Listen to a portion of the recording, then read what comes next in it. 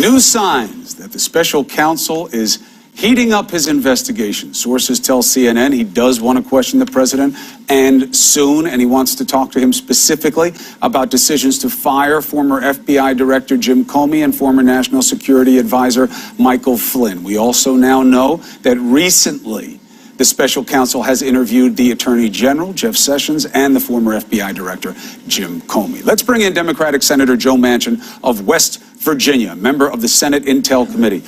Joe Manchin, you and I have known each other a long time. I've seen you handle the worst of situations and be a true advocate for your people as governor and senator in West Virginia. I have never heard you say that anything sucks before I read that New York Times piece. Obviously, you've had it. What sucks, my brother? Senator, tell us why you said that. Chris, I got to the point, there's so many good people up here, and both Democrats and Republicans, they're all my friends. I work with them. When you get us together, it sounds like we make sense. We want things to work. And all of a sudden, all the power transfers to two people. It transfers to the majority leader and a minority leader who makes the decision what moves and what doesn't move. And in the majority sets the agenda. I said, I think I keep thinking my beloved Robert C. Byrd laying in his grave, he's got to be twisting and turning thinking, how did we get to this? So we've got to come back to some regular order and to where other senators have input and we're able to have our voices are heard. We're able to move the dialogue. So that's where you saw the Common Sense Coalition come together with Susan Collins and so many Democrats and Republicans. We had 25 senators, about equally divided, D's and R's, who really want the place to work and make sense and understands there's a pathway forward. That's what we've been working on. So I said, yeah, the place sucks when it doesn't work, and I know it can work. So I still have hope, but I get a little frustrated from times, and I think I let it fly that day. I probably shouldn't have. Nah, I like it. It's good. It's good for people to hear the frustrations and, more importantly, hear why, see whom to blame, whom to ask for better. So on immigration, Senator. Hold on one second, Chris. Yeah, go ahead. The blame game is what's the problem up here. The blame game really, it just destroys the trust we should have in each other. It's nobody's fault, but it's everybody's fault. If I blame you, you're never going to sit down and try to fix it with me. Fair point. I'm not going to blame my Republican friends or my Democrat friends that have a different view. Fair point. So I'm just talking about transparency, Senator. It's good for people to understand because it doesn't make sense to anybody who's not initiated in the process, because it doesn't work like the way you guys do it anywhere else in society. It doesn't work in running a household, running a relationship with a spouse or a loved one or a a So on immigration, what is the suck factor there right now? You only have 3 weeks. Here, there's not a person up here, 100 senators that I know of that does not want these children to have their home, which is the United States of America. Talking about the Dreamers. We're talking about the DACA children right now. Okay. Those children, they came in undocumented, but no powers of their own, and they came here with their parents at very young ages. They're here. Everyone realizes this is the only home they have. We're not going to send them somewhere else that they don't know and put them in jeopardy. That won't happen. I truly believe with all my heart. With that being said, where do we go from there? What about the parents? And then they call the migration with many more people in the family. That needs to be tightened up and needs to be basically vetted properly. Just because you might get a pathway to citizenship, you become a citizen. United States citizens and our whole citizenship is based around family unity. Is pathway to citizenship even on the table? Pardon me? Is pathway to citizenship even on the table? For DACA, it is. You saw the 12-year, it's a 12-year pathway. They get 2 years credit for DACA since they've been here all their lives, and it's still a 10-year process. Okay. Do the parents that are trying to work things out? That's what's holding it up. It's not holding up to these children belong in America or not. It's what else can you close? And then you have the border security, border wall, whatever you want to call it. They're getting into a tiff about this, Chris. We have to have border security. We know that. So if the president calls it a border wall, we do need wall. We need to repair some wall. We need to build some new wall. We need other technologies too. Well, it's messaging. It's messaging because you Democrats are going to have to swallow him rubbing your face in it and saying, I got the wall, you lost. But it matters. It matters politically, and that can create energy. And then you have the president also who's fighting your assumption a little bit. You're saying the men and women up there want to help these people. You know, Mick Mulvaney was on here, and the president echoed his own statement that I'm going to give on DACA only as much as I get in return. That's not compassion. There's no such thing as calibrated compassion. Chris, I met with him 2 days ago, sat in his office, myself and Doug Jones, went over there and we sat with the president and talked to him. I can tell you sincerely, he believes these children need a pathway forward. He's sympathetic towards that. Now, there might be people around him that aren't as quite as sympathetic as he is, but my gut tells me the president wants to get this done. I'm willing to continue to keep working with him in a bipartisan way, be an honest broker, tell him what I think will work and what won't work. We need to get past all this. Good. The rhetoric is what it is. The president's going to say what he's going to say. That doesn't upset me as long as we have the final product, is we got a pathway forward, and we can do this. So we're going to continue to keep working. The Common Sense Coalition is going to stay together, and we're going to see if we can work this thing out. We have a hard deadline. March 5th, these kids start moving out technically if we don't do something. Right. February 8th, the government shuts down again if we don't have a deal. So there's no time to waste here. Right. You don't make Collins break out that stick. She breaks out that stick, Joe. You're a big man, but she can swing that stick. Well, I can catch that stick, too. It's been thrown to me, and I can catch that stick. It wasn't thrown at your head, though. You weren't the one in front of the glass elephant, were you? No, that's a bunch of crap. They just, sometimes people's reflexes aren't as good as they should be. Was it thrown at somebody's head or no, Joe? Come on. No, it was never thrown at anybody's head. But we figured after that one, we ought to go to a basketball because it's a little bit easier to catch. That's how we do it. And a little bit softer if it does hit you on the head. Let me ask you about something serious while I have you. Okay. And it does play a little bit into immigration. Do drugs come across the southern border? Yes, they do. Yes. Is it the biggest way they come over? Probably not, looking at the estimates of what happens in tunnels and other large cargo. And it certainly isn't our biggest concern when we talk about something that is of specific concern to your state. You know, we did a documentary on this recently for HLN. Opioids are only getting worse. It's good that the administration is talking about it, getting their hands around it, but it ain't enough. The money is not making it onto the streets and in communities where it's needed to combat this with treatment and enforcement. What's your take and what's your request? Well, my request has been this. Make sure, once you identify the front line of defense where the war really is taking place, West Virginia is the front line. We can't be just dispersed out money to fight the war if it's based on a population base, because we're less than 2 million people. Right. If you base it on the incident and the recurrence and the death that we have per thousand, we're number one. Give us enough bullets to fight the war so we can stop the enemy from moving further in. That's what we're asking for, and I think we're going to get that. Opiate is going to be a big part of this deal that we're going to be doing, opiate addiction. How do we fight it? It starts basically with the kids in kindergarten, education's prevention. It starts also for cleaning up the people that have been addicted and get them back into productive society. We have a long way to go, Chris, but we can do it. But it's ravishing every state. There's not any state that's been spared. And it really is the perfect storm. You know, Senator, just so people know, the senator was talking to me about this, said it was something that we should pursue, so we did. You in New Hampshire obviously stick out because small populations, but big infestation. And it's the perfect storm of a drug scourge. Not only is it uniquely addictive and synthetic and shipped in from big pharma suppliers, but you have overprescribing, you know, as an aspect of this that we never had to deal with more illicit drugs, and it's only getting worse. So the urgency is there. We'll stay on it for you, Senator. Let me just say this here, Chris. First of all, when you talked about how drugs are coming, fentanyl, which is a deadly drug, it comes mostly through the mail. Yep. Okay, security. We talk about walls. We need everything. Yep. We need technology. We need drones. We need new agents. We need border patrol. We also need dock patrol, basically, where it comes to our ports. We need high-speed boats to intercept. We're talking about all of this. So when you hear someone talk about just the wall, there's a lot more than the wall, and we're going to do whatever it takes to secure this country. Senator, when you're talking opioids, your argument does not suck. I will tell Senator Collins to spare you the talking stick. Take care, Senator. Thank you. Thanks, Chris. Appreciate it. I can't get enough of the stick. I know, it's fantastic. I'm so glad she showed it to us because now I can visualize it being thrown. I believe they were fighting with the stick. Of course you do. That's what I need to believe. Because that's what you would be doing. I need to, yes. Had you have been in the room. Yes, I would say let's go shot for shot with the stick. Whoever wins, they get what they want on the policy. Whereas I believe that somebody could just drop it or not catch it because that's where I come from. You would not catch it, but then you would talk anyway and you'd be insulted that someone threw it to you. That's right. Meanwhile, there's been a burst of new developments related to Special Counsel Robert Mueller's Russia investigation. So how significant are these? We're going to ask Republican Congressman Charlie Dent of Pennsylvania next. President Trump facing allegations that his lawyer paid off a porn star right before the 2016 election in exchange for her silence about their extramarital affair. So why are prominent evangelical leaders giving the president a pass? Evangelicals, conservatives gave him a mulligan. They let him have a do-over. They said, we'll start afresh with you and we'll give you a second chance. That was a long time ago. I'm more interested, Don, in who a person is today and then what they were 11 years ago. And I believe that he's a changed person. Joining us now to discuss this are CNN political commentators Ben Ferguson and Tara Setmeyer. Ben, let me start with you.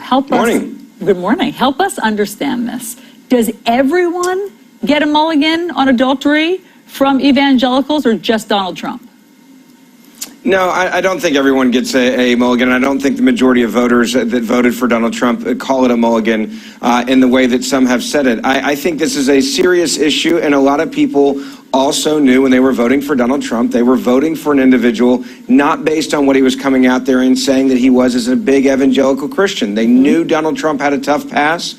They knew that he had things in the past that they wouldn't agree with, maybe when it comes to moral issues. They voted for him on political issues and the climate today, and they were willing to say, I know this is not a guy walking out on stage claiming to be a hardcore evangelical Christian like George Bush did in 2000, 2004. Yeah, I get it. And my issue isn't really with Donald Trump's imperfections or even his voters. It's with these evangelical leaders. I mean, what part of the seventh commandment does it say, thou shalt not commit adultery unless you're going to run for president someday as a Republican? Look, I think many of these evangelical leaders, they have to remember what their job is first. It's not politics, right? If you're a pastor, your job is to be that pastor, and you have to stay consistent with what you're saying about this. I do also believe very much in forgiveness, and you can clearly hear that from Billy Graham, the comments that you've had from Franklin Graham, I should say, and you can hear that from Tony. Yeah, from Tony Perkins. Look, and I think it has to be across the board. That's something that's clear. But so, Ben, just to be clear, so you see an inconsistency and hypocrisy here. I see an inconsistency. If you're a pastor, why not? I've always said this.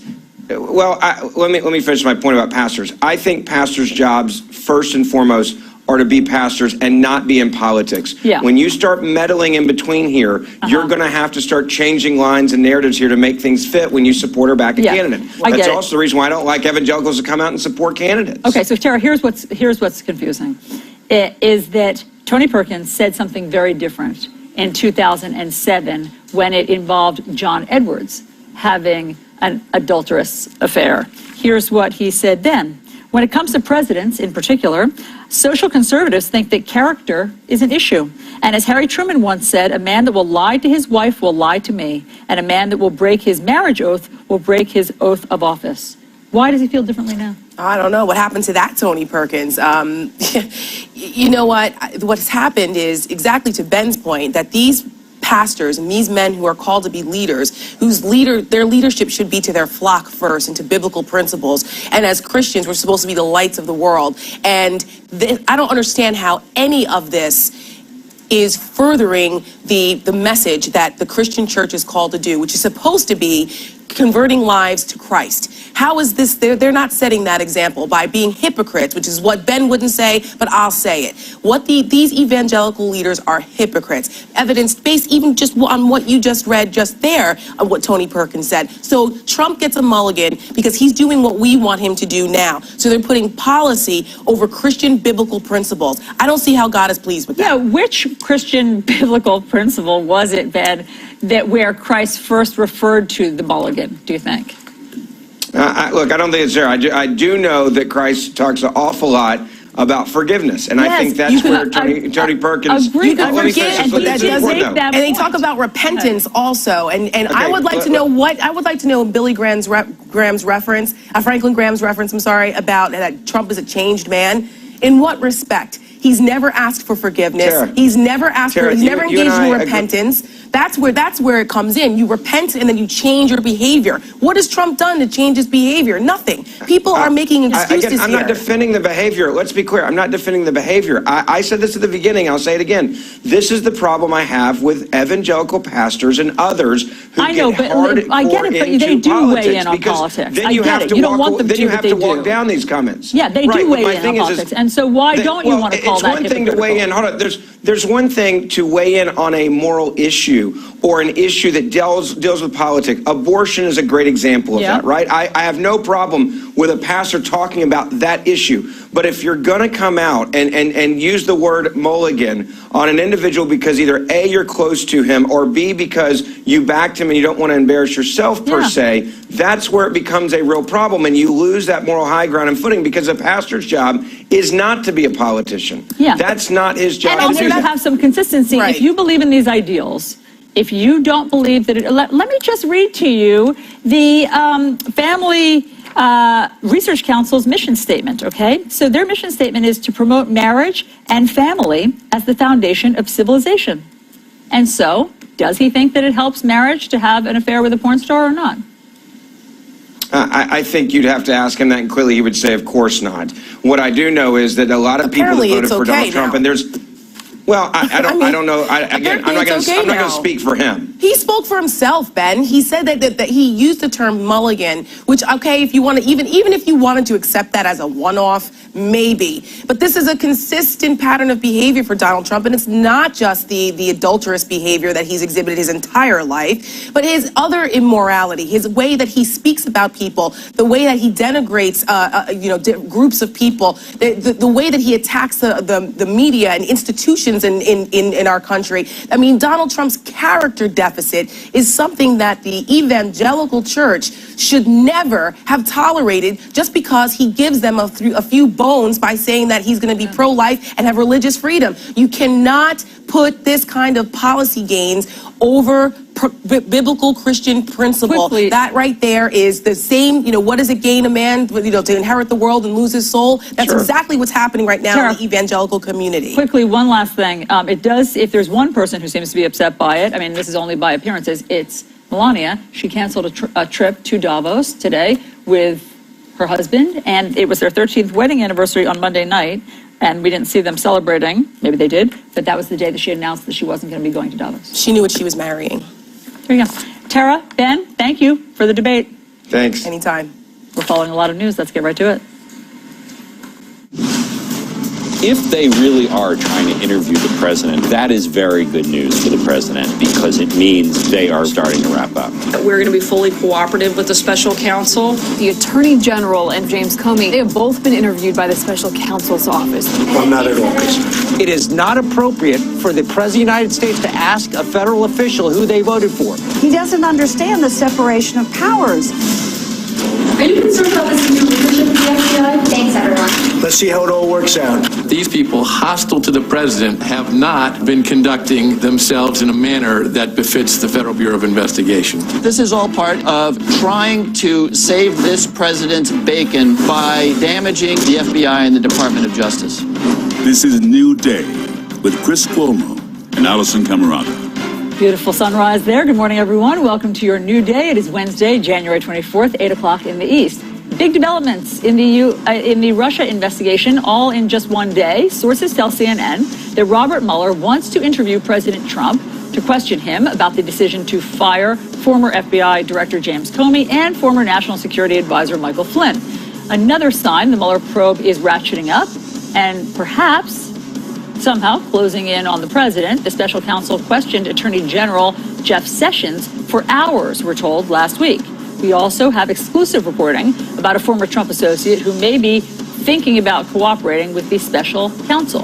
The Washington Post is reporting shortly after President Trump fired Comey, he asked acting FBI Director Andrew McCabe to come to the White House, and then he asked him whom he voted for in the 2016 election. That was in an Oval Office meeting. He then berated McCabe for donations that his wife had taken from Terry McAuliffe, a Democrat, and his organization. McCabe told the president he did not vote, which is not unusual in that community. But he also said he found the conversation disturbing. All right, joining us now is the reporter who broke that story. We have CNN political analyst and White House reporter for the Washington Post, Josh Dawsey. Hi, Josh. Hi, how are you? I'm well. Let's start with the question that President Trump put to Andrew McCabe, which was it as simple as who did you vote for in 2016? Right. Well, it was a get-to-know-you meeting. It was right after he had pushed FBI Director James Comey out. He was thinking about making McCabe acting director. McCabe was acting director. And it was clear that he was looking for loyalty. He wanted to know, who did you vote for? He berated him over his wife's taking political contributions from a Clinton supporter, and made clear to Mr. McCabe, I want to know what your political leanings and affiliations are. And the people around me have told me that they are Democratic, and I don't really like the sound of that. Okay, so was he that explicit? So did he say, I want to know what your political leanings are? I mean, he said, who did you vote for in the election? I think that's a pretty, specific question. He wanted to know, did you support the Democrat? Did you support me? Did you support Clinton? Did you support me? Okay, because the reason I ask, and I press on this, is because you see it, or he saw it, I guess, as a loyalty test. Lots of people do. But we just had the RNC chair in, Ronna McDaniel, who said he's just making conversation. That was just a get-to-know-you meeting that he had with Andrew McCabe, and that's how the president makes conversation. Well, I heard her say that. It's just unusual, our sources and experts said to us last night, for the president to ask a civilian servant, an FBI official, a nonpartisan person who they voted for. And that was followed up by criticizing him for his wife's political donations from Democrats that's affiliated to Clinton's. So I guess he could have just been making small talk, but those two things together certainly intimated to us that he was looking for some sense of how he felt politically. How did Andrew McCabe take it? Well, McCabe later told folks it was disturbing, and it kind of circulated through the FBI. Here was this conversation here with the president. He went in, and the president asked a number of political questions. Several people in the FBI described it to my colleagues as, he was disturbed by the conversation. And it was interesting to hear Andrew McCabe, as you report, say that he didn't vote. Right. Which, go ahead. That's pretty normal. A lot of top FBI officials, just like many journalists who are involved in this world, don't cast ballots in presidential elections or are not affiliated with a party, just so you will not have those concerns of partisan political activity. As you know, when those concerns are there, it kind of taints the findings and it taints the work. Yeah, I mean, so now we have learned, and we've heard from our legal experts today, that is customary, because if you're involved in an investigation, you don't want to be seen as partisan somehow, so you sit it out and you don't exercise your civil duty or your civil right. And did that satisfy the president when Andrew McCabe said he didn't vote? Well, it's unclear. He brought him back in again for a perfunctory interview to become the permanent FBI director, and then obviously chose Chris Wray. Since then, the president has been in on a number of occasions to aides about the money that he took, about the fact that he thinks he's a Democrat. We've even seen him taunt Andrew McCabe on Twitter on several occasions. So Andrew McCabe is far from the president's favorite person, and I don't think his answers must have satisfied him if all of the president's subsequent comments are an indicator of that. Let's talk about your other reporting that CNN has matched, that Robert Mueller is getting ready to interview President Trump and vice versa. Do you have any sense of what that will look like? Is that a sit down in person? Is that a submission of written questions and answers? Well, the negotiations are apace now. President Trump's lawyers are obviously, looking to make an interview as accommodating to him as possible, whether it is some written answers, whether part of it is videotaped. What Bob Mueller's team has told the president's lawyers, though, are they're interested particularly in two parts: the firing of Mike Flynn early in the administration and the firing of James Comey later in the administration. Those are kind of the bucket areas and what the president was thinking, the preceding events, what happened afterwards, basically what precipitated the president to take both of these moves. And so the negotiations are beginning now. His lawyers are obviously going to the president and saying, here's what we want. And Mueller's team saying, here's what we want. And we expect this to happen, sometime in the coming months. So coming months, not a couple of weeks. Well, it depends. I mean, these negotiations could go well. I think the President Trump's lawyers are expecting to start talking to Mueller's team as early as next week. And then it depends how they go. They could, in a few days figure it out, or it could take some time. Okay, Josh Dawsey, thank you very much. Thank you. Great to talk to you. Joining us now are former federal prosecutor Renato Mariotti and CNN political analyst David Gregory. Renato. We are learning that special counsel Robert Mueller wants to interview President Trump and that could happen within the next few weeks. What does all of this mean for Republicans in the 2018 midterms? Let's bring in RNC Chairwoman Ronna McDaniel. Great to have you here. Great to be here. What a beautiful studio. Thank you. We are quite proud of it. It's gorgeous. I've never been here, so thrilled. We'll come back anytime. Thank you. Let's start with the Russia investigation. Okay. Should President Trump sit down for a face-to-face interview with Robert Mueller? Well, the Trump administration has cooperated fully with the Mueller investigation. His attorneys have cooperated. It's not for me to say what the president should do. I think he should take the advice of his counsel, and we'll go from there. Do you think that President Trump should have asked the acting FBI director, Andrew McCabe, who he voted for in 2016? Yeah, I know this is a big story. I think it's just a conversation. I don't think it intends, all these terrible things that people are trying to put forward. But was it inappropriate? I don't know. I ask people who they vote for sometimes. I think it's just trying to get to know somebody. I don't think the intentions are as bad as they're being put out. You don't think it's that President Trump thinks that if anybody voted for a Democrat, they cannot do their jobs impartially? Think so. I really don't think so. He's certainly not going around to every single FBI agent and saying, "Did you vote for me?" It's a conversation. He had someone in his office. He kept people on who I know, I'm sure he thinks didn't support him. I mean, this is a president who's just getting to know people, and that's part of those conversations. He was just being conversational. Yeah, I think so. About the FBI. Yeah. Do you think the Americans should trust the FBI?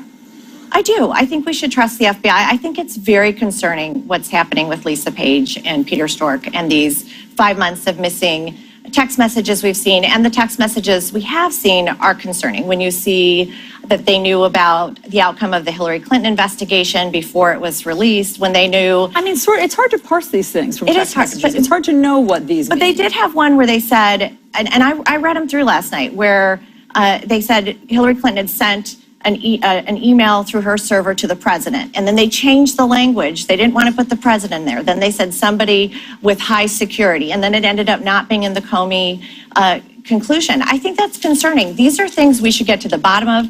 We know that our FBI men and women are serving this country with distinction. But these two individuals need to be investigated. They have gone outside of the lane, and there's they've been inappropriate. Understood. They've also been reassigned. So do these two taint the work of the FBI? No, but they taint their own work. And I think we need to get to the bottom of these 5 months of missing text messages that occurred during a very difficult time, during the transition, during when Susan Rice unmasked the names from the FISA warrants. We need to know what they knew. Which we need to know what happened during that time. I mean, why are these 5 months of text messages missing? So it warrants an investigation. But when the president puts out a tweet like this one, after years of Comey with the phony and dishonest Clinton investigation and more, running the FBI, its reputation is in tatters, worst in history. But fear not, we will bring it back to greatness. Do you think that has a demoralizing effect on the rank and file in the FBI? I think Comey deserved to be fired, especially now that we've known things that he did when he was the head of the FBI. Listen, this is up to the president to decide. This is up for the voters to decide. I think there are some concerning things coming out, especially from these text messages, and they need to be investigated. But this is what's so confusing. This is our top law enforcement agency, okay? They keep us safe. They fight crime. They fight terrorism. So do we trust them or do we not trust them? Are they in tatters? We do trust them, but these two individuals need to be talking Fine, and nobody's disagreeing with that. But they're hurting the FBI in some ways, because these are people working for the government talking about how they don't like the president, how they want to come after him, how they're going to be safeguards against him. That's concerning. They should not have been doing that as FBI agents. And like you said, they just got reassigned. Sure. They should be let go based on that, because they're supposed to be. I mean, we talk about the president. But I just want to get through the whole. So do these two taint the whole FBI as the president seems to be? No, of course not. But why is everybody not willing to say they should be investigated? That's what I'm saying. Where are the Democrats saying? But where are the Democrats saying this is wrong, what they've done? This is out of line. These two individuals, but two individuals do not taint a whole body. And the president has said that. He's gone and spoken to the FBI, but these individuals have gone out of line, and they should be investigated. I think they should be removed. Are you hearing any Democrats say, 5 months of missing texts, who cares? I'm not hearing Democrats saying 5 months of missing texts, let's investigate. We should all be saying that. This is truly concerning to have these people at the heart of this investigation, the Mueller investigation, one of them, exchanging texts saying how much they don't like the president of the United States, purely partisan, talking about investigations to each other. We need to figure out what happened. Okay, let's talk about what's going to happen with the Dreamers. What's the RNC's position on what should happen to these 800,000 people? Well, it's going to be up to the president and the legislature. Do you understand what the president's position is I do. on the Dreamers? The president's been really clear. He said we want to deal with DACA. No, but it's what got does to be that mean? Just on the Dreamers. Just focus on the Dreamers. No, but it's not just the Dreamers. That's the thing. It's not just a one thing. It's got to be DACA, chain migration, the visa lottery, and border security for a lot of reasons. And the border security is important because we don't want to find ourselves in this exact same position 20 years from now. But it's hard to know what the president feels about the Dreamers. He's been so clear. Has he? Does he want them to become, does he want a path to citizenship or does he want legalization? He said, I want to deal with DACA, but it has to deal with border immigration. Come to me. What are the details of what he wants for the Dreamers? Because it's up to Congress to make those decisions. And that's why he said, President Obama, and the court said it, the Fifth Circuit said, he used executive order incorrectly, unconstitutionally. It needs to be codified by Congress. Let them work a deal, bring it, and I'll tell you what I'll sign. But the problem is that we don't know his position. We don't know how he feels about this. Even Mick Mulvaney said yesterday, it depends on what they present us with. But is that his inner feeling? I mean, his sort of moral compass about the Dreamers is, let me see what kind of deal I can get. I think he's putting it right in the body it should be, which is Congress. They need to come up with their solution and come together and present it to him. And he's going to work every step of the way. He's been willing to do that. There's been a willingness on the part of Republicans to work with Democrats on DACA, but it has to include border security, visa lottery, and chain migration. Let's talk about 2018. Yeah. I have one specific question for you about 2018 involving one Republican candidate, Congressman Patrick Meehan. What's going to happen with him? As you know, he was tossed off of the ethics committee because he was having an affair with a staffer. He used office funds to pay her. He says that he's not going anywhere. Does the RNC stand behind Congressman Meehan? Well, there's an investigation going on there as well. We'll get to the bottom of that. I mean, I need to see more details on that. He's been removed, and Paul Ryan's handling that. Listen, I'm going to be out there working to keep majorities in the Senate and the House. I know that our country's in a better place under President Trump and Republican leadership than it was. Let's look at the great news about Disney yesterday with bonuses, Verizon. All these good things are happening in our country. 17-year low unemployment. Jobs are coming back. Things are good. I want to keep those majorities, and we'll let the voters make decisions as to who's best to represent them. But right now, does the RNC stand behind Congressman Meehan? Right now, we're going to let the investigations take place. We'll see everything that happened through the ethics investigation, and then we'll let the voters decide, and it's too early to say. So that's a yes? No, I'm saying let the process play out. I'm not So going to you don't know how you feel? Yeah. I have to know all the details. I have to know all the details. But you haven't heard enough yet that he used office funds to pay for I want to see an investigation, and I want to hear it from the House, and I think Paul Ryan's got a handle on that. Ronna McDaniel. Thank you for having me. Great to have you here. Thank Thanks you. so much for being here in person. Chris. All right, sources tell CNN Special Counsel Bob Mueller does want to talk to the president, and soon. What does that say about where we are in the investigation? We ask former Attorney General Alberto Gonzales. Next.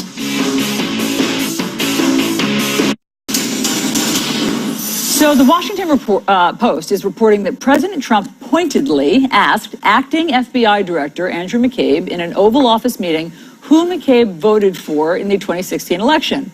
Officials say that McCabe told the president he did not vote, but he found that conversation disturbing. So this conversation happened shortly after the president fired James Comey. Back with us now, John Avlon and Michael Zeldin. So, Michael, is that out of bounds? Is it illegal to ask the acting FBI director who he voted for? Well, I don't know if it's illegal. It certainly is inappropriate, and it follows a pattern of behavior by the White House in respect of its conversations with the FBI, whether it's the loyalty oath, the meeting in the Oval Office, the first responders meeting, all of those types of communications between the White House and the FBI director, and this time McCabe is acting FBI director, seems to be inappropriate in respect of the White House keeping its distance from the FBI to make sure that they act independently of any political pressure. And this is what, to Chris's point in the setup, this is what has been the problem with the president all along, and is what has created, if you will, this obstruction of justice investigation for him. He keeps making mistakes along these lines, which is further evidence for Mueller to look at whether or not he has the intent to interfere with this investigation. Now, what do you think about the political pushback from the other side on this? Whether it's the FISA memo, release it, no release it, all the hype and intrigue around that, the missing texts between Strzok and Lisa Page, and this overall narrative that the FBI is dirty. I don't think the president can every once in a while back off that, but Raj Shah put out a statement right after the president said everything's fine at the FBI, saying it's toxic in all its senior leadership. What do you think of that pushback campaign by the right? What's toxic is the environment that's been created by the president in politicizing and demonizing law enforcement. It's not just him, though. Hold on. Lots of help. No, that's exactly right. But remember, tone comes from the top. And conservatives and Republicans have always prided themselves on being the party of law and order, that they've got law enforcement's back. And so it's absolutely extraordinary to see that narrative and that instinctive loyalty get shifted on a dime in defense of a president who's seeking to protect himself from law enforcement inquiries. And so the fact that the conservatives on the Hill and folks on talking heads on TV are going after and questioning not just the integrity of the FBI and law enforcement, but really in some cases comparing them to the KGB is an utter reversal of their alleged longstanding belief. And it shows the corrupting influence of the Trump campaign and the Trump administration on the conservative movement and Republicans on Capitol Hill. It's a character test, and almost all of them are failing. It was really interesting, Michael, yesterday in the press room, Sarah Sanders was asked, if the president thinks this is a witch hunt, why doesn't he just fire Bob Mueller? Well, why doesn't he just get it over with, put everybody out of their misery? Fox asked that question. No small measure of irony there. It's interesting how she explained it. Listen to this. Why doesn't the president just get rid of Bob Mueller? Just fire him. Mr. Gidley also said today that it's wasting taxpayers' money. In that regard, why doesn't he just end the investigation because it's wasting the taxpayers' money? Look, we want to see this come to a complete and full conclusion. I think we all know what everybody in this room would do if the president did that, and I don't think that's helpful to the process.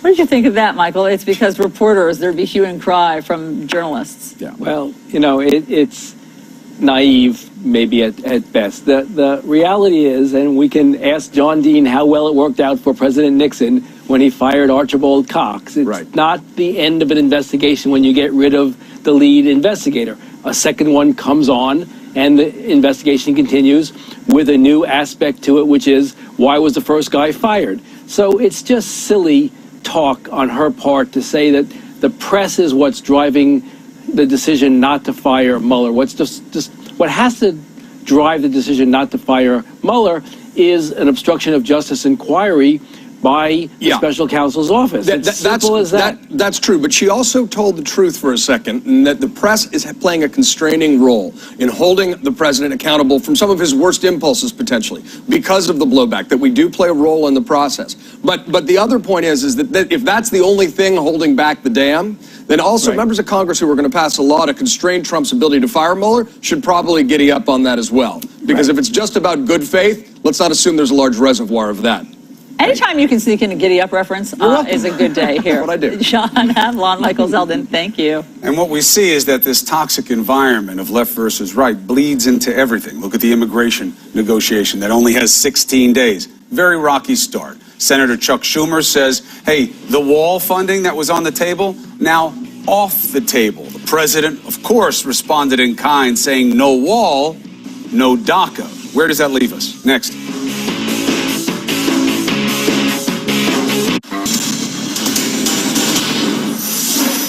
Negotiations on immigration have a very short window, and they're not off to a good start. Why?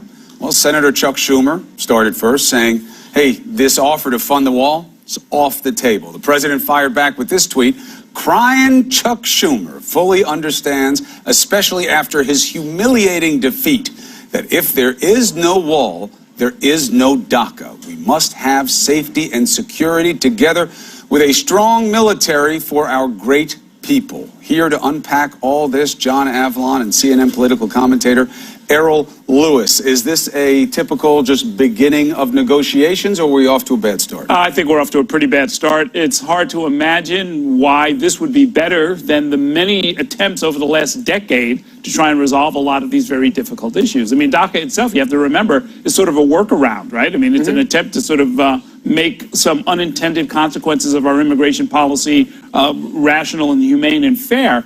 And to sort of see it get off to this start with like the name calling, the childishness, the tweets, it's hard to imagine that they're going to get this done by February. I'm confused. Is it shut down Schumer or Kranjca? Which one? I think you got to pick one nickname and stick with it. It also depends if you're a politician or a Russian bot. Right. Bots like the hashtag.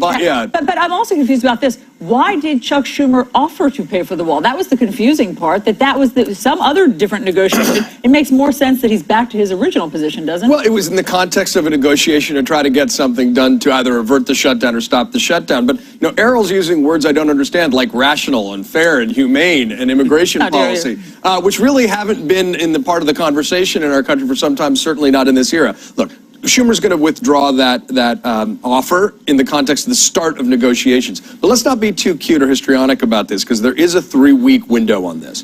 And so it's going to require everyone summon their better angels, and it's going to require the broad outlines of a deal that look a lot like what were brought to the table 3 weeks ago before it was blown up by the president. You mean the Graham-Durbin deal?